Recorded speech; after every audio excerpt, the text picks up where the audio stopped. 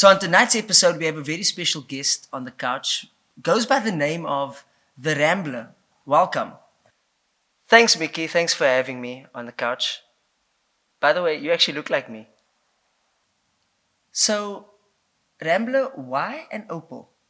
So I've got an Opel because I actually grew up with Opels. My dad actually had quite a few Opels. He had a 140i, a 140S was his first one. And then the next one he had was a 180IE, and that was like the car that actually made me fall in love with Opel.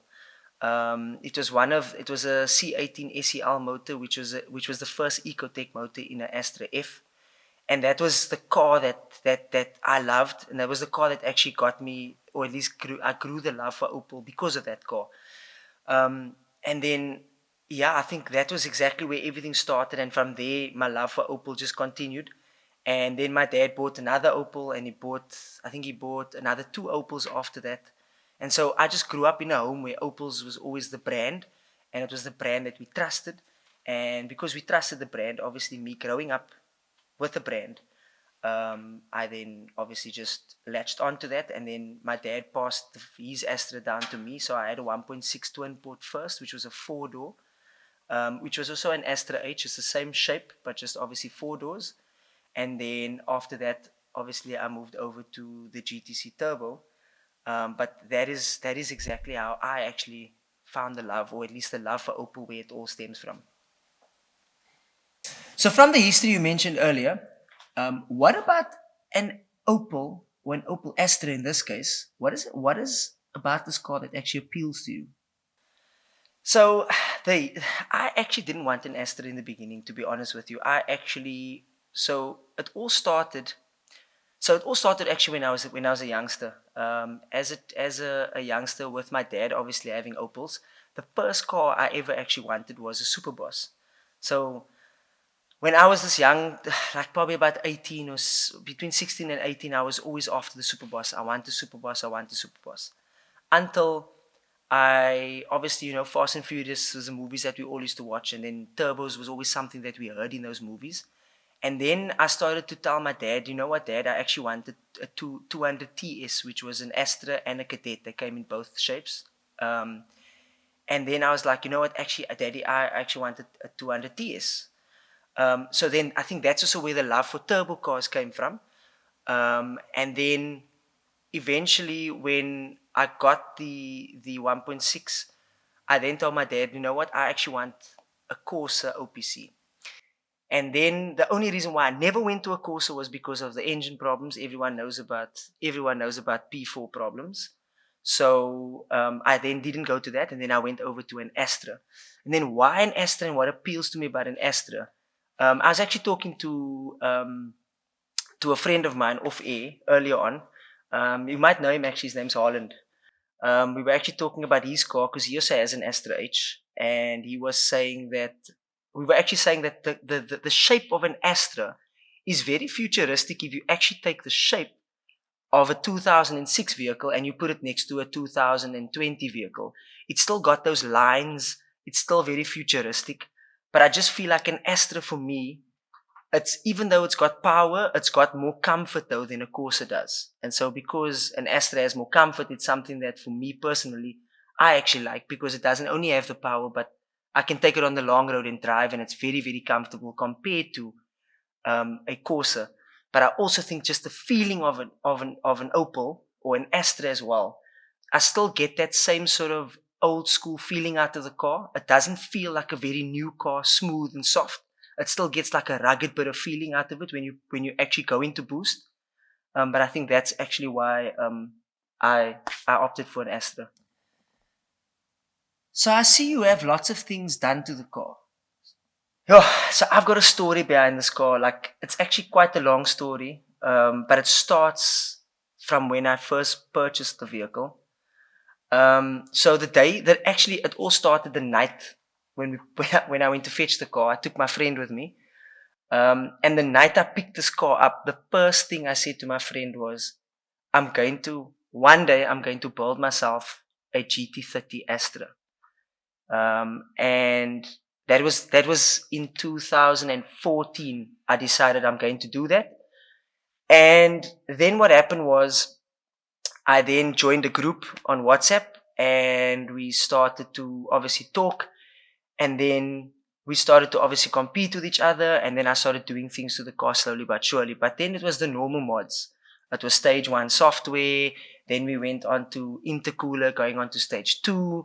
Then at that time 180, 200 kilowatts was a lot of power. And we were all obviously pushing that 200 kilowatt mark. Then eventually what happened was I actually drove. Then I put it. Sorry. Then I put on an OPC setup. Then I went over to a KO4 setup, and then I put on all the OPC bits, and then I made like 220 kilowatts. And then we were happy with the car. And then one night I drove the car, and the tensioner bolt snapped, and obviously I bent valves. Then it forced me then to rebuild the motor, because when I opened up the motor, I found the piston was cracked. So then I rebuilt the motor. And this is where it all actually started. I rebuilt the motor. I had the motor driving for 2 weeks. I retuned the car, drove the car.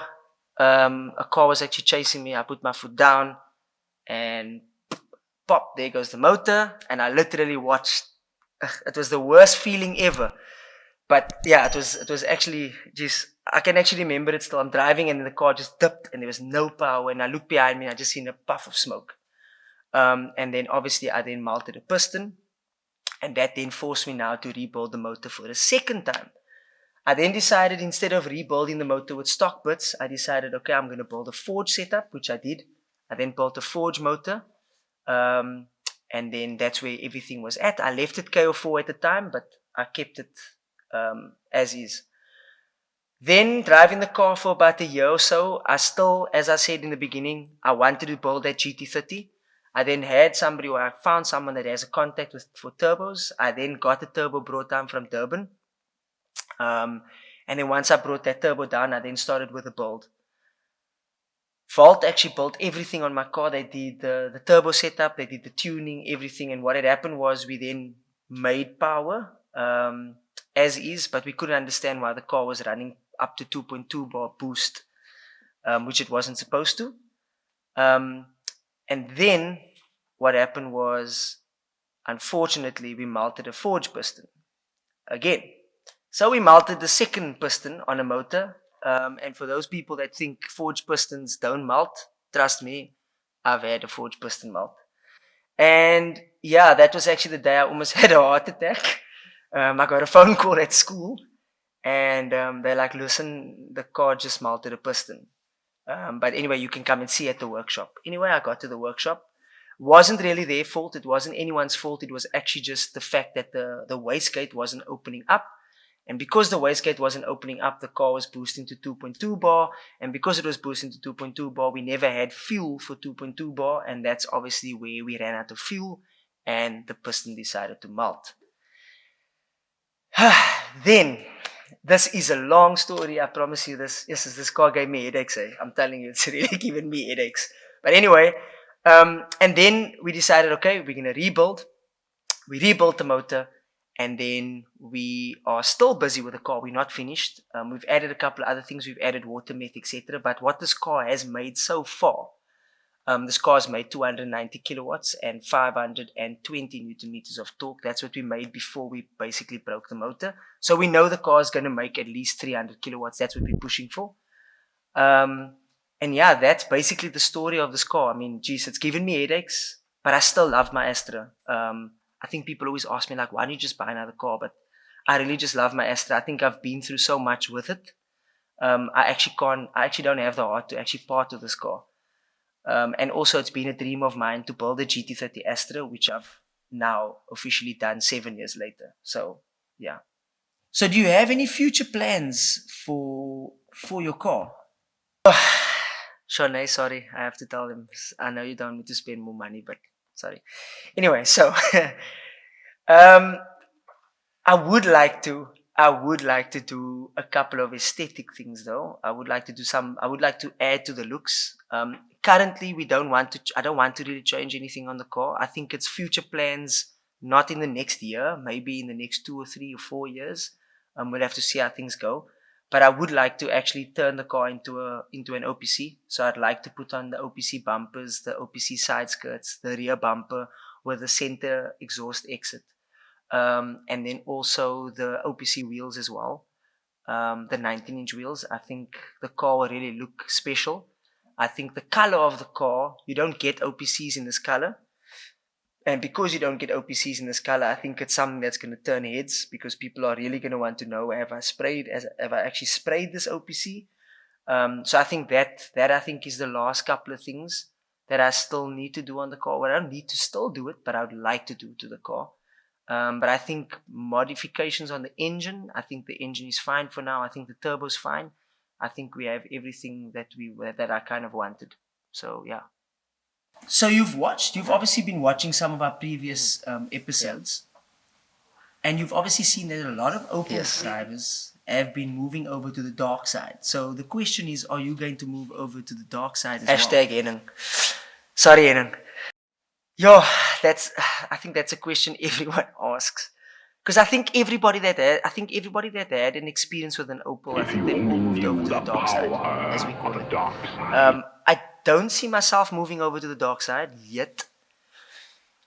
We have spoken about a family vehicle one day, God willing, when we have a family.